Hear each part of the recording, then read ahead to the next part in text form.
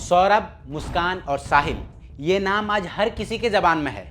लेकिन इन तीनों के बीच में क्या कनेक्शन था, इन तीनों के बीच ये चीज़ों की शुरुआत कहाँ से हुई और ये चीज़ जाके ख़त्म कहाँ हुई, इन चीज़ों के बारे में सारी डिटेल आज हम आपको बताएंगे। आज हम आपको ये भी बताएंगे कि साहिल का मुस्कान के साथ क्या कनेक्शन था और सौरभ मुस्कान से कब मिला था।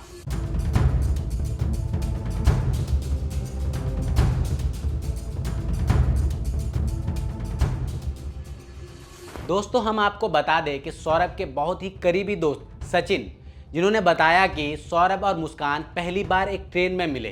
ट्रेन में मिलने के बाद ये दोनों एक दूसरे के कांटेक्ट में आए, एक दूसरे से मिलने लगे। लेकिन कुछ टाइम बाद ऐसा आया कि ये दोनों भागकर फैमिली के अगेंस्ट शादी कर लिया। हालांकि इस शादी से लड़की के फैमिली वाले खुश नहीं थे, लेकिन सौरभ की फैमिली को इस शादी से कोई प्रॉब्लम नहीं थी, इसलिए सौरभ की फैमिली ने इस शादी को खुशी खुशी अपना लिया। फिर ये लड़की सौरभ के फैमिली के साथ रहने लगी, लेकिन लड़की का कैरेक्टर ठीक नहीं था, इसलिए कुछ टाइम बाद सौरभ की फैमिली को लगा कि ये लड़की ठीक नहीं है, इसलिए उन्होंने सौरभ से कहा कि बेटा ये लड़की तुम्हारे लिए बिल्कुल ठीक नहीं है। लेकिन सौरभ जवाब देता है कि माँ, मैं सब कुछ संभाल लूंगा।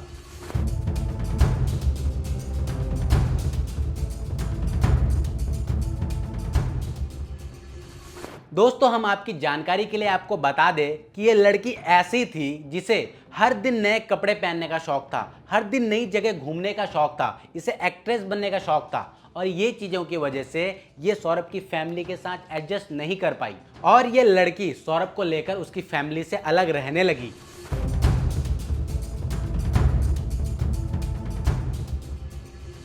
सौरभ के बारे में हम आपको बता दें कि सौरभ का बिहेवियर कैसा था। सौरभ एक ऐसा लड़का था जिसे बहुत ही कम बोलना पसंद था और वो बहुत ही शांत रहना पसंद करता था।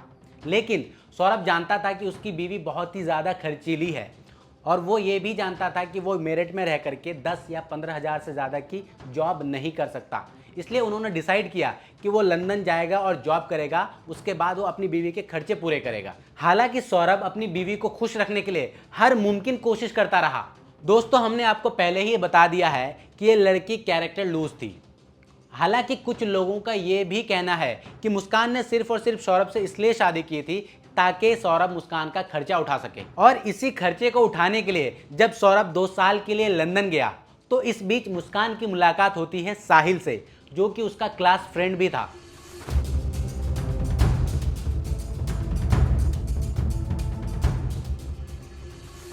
साहिल ये वो इंसान है जब स्कूल टाइम में मुस्कान इस लड़के को पसंद करती थी। 2016 में मुस्कान की शादी सौरभ के साथ हो गई। उसके बाद सौरभ 2 साल के लिए लंदन चला गया। इसके बीच 2019 में साहिल और मुस्कान एक दूसरे से बातचीत करने लगे। जब सौरभ लंदन में था तो उसे मुस्कान के बातों से और बिहेवियर से कुछ ना कुछ भनक लगने लगा था, क्योंकि सौरभ जब भी उसे कॉल करता ये लड़की बाहर रहती थी। अगर सौरभ उसे कहता अपने अम्मी पापा से बात कराओ तो ये लड़की उससे झगड़ने लगती थी। यहाँ तक कि 2022 में ये लड़की साहिल के साथ भाग भी चुकी थी, लेकिन उस टाइम पर सौरभ ने इसे माफ़ किया और इन चीज़ों को इग्नोर किया।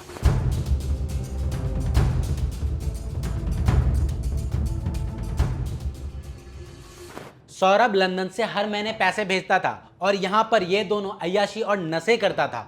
इस बीच सौरभ के कई दोस्तों ने सौरभ से कहा कि ये लड़की ठीक नहीं है, इसे छोड़ दो, लेकिन हर बार सौरभ मुस्कान के ऊपर आंख बंद करके भरोसा करता रहा। और उसके बाद सौरभ लंदन से आता है अपनी बेटी और अपनी बीवी को सरप्राइज देने के लिए, लेकिन उसे क्या पता था कि उसके पीठ पीछे उसकी ही मौत की प्लानिंग चल रही है।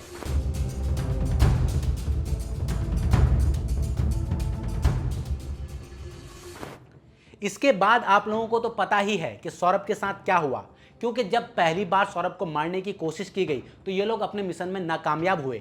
फिर दूसरी बार साहिल और मुस्कान अपने प्लानिंग में कामयाब हो जाते हैं और सौरभ को मारने के बाद उसकी बॉडी को एक बड़े से ड्रम के अंदर डाल के उसमें कंक्रीट डालकर उसे जाम कर दिया जाता है। इस पूरे मामले को अंजाम देने के बाद साहिल और मुस्कान हिमाचल प्रदेश चले जाते हैं घूमने। शिमला से आते ही मुस्कान सबसे पहले अपने घर जाती है और अपने माँ के पास इस पूरे घटना के बारे में बताती है और बताती है कि मैंने ही सौरभ को जान से मार दिया है।